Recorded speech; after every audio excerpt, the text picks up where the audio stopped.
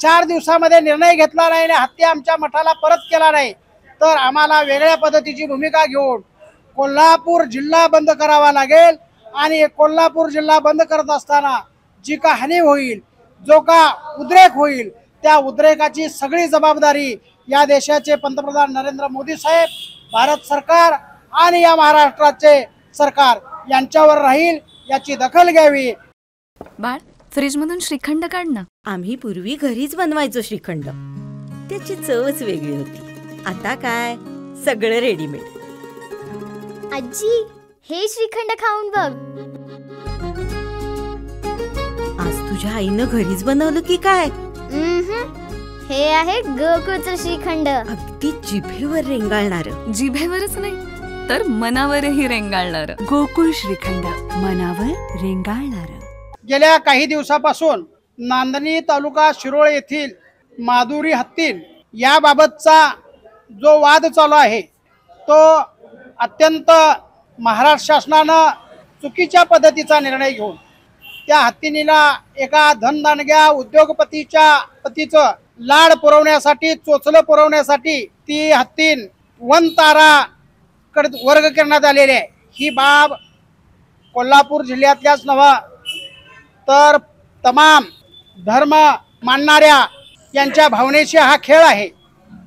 खरं तर हत्तीने हा प्राणी जरी असला तरी त्या प्राण्याशी या कोल्हापूर जिल्ह्यातल्या तमाम लोकांची भावना, लोकांची श्रद्धा त्या हत्तीनेवर आहे। आणि जर का भावना आणि श्रद्धा यावर हे शासन पाणी ओतायचा प्रयत्न करत असेल तर आम्ही निश्चितपणाने ते खपवून घेणार नाही।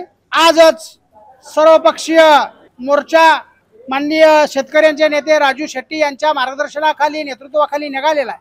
त्या मोर्चाची मागणी एवढीच आहे की राष्ट्रपतीनं दयेचा अधिकार दाखवून ती हत्तीन आम्हाला परत करावी। आमच्या श्रद्धेशी खेळ खेळू नये, आमच्या श्रद्धेचा अवमान करू नये, आमच्या भावनेचा अवमान करू नये, ही भावना या पाठीमागे आहे।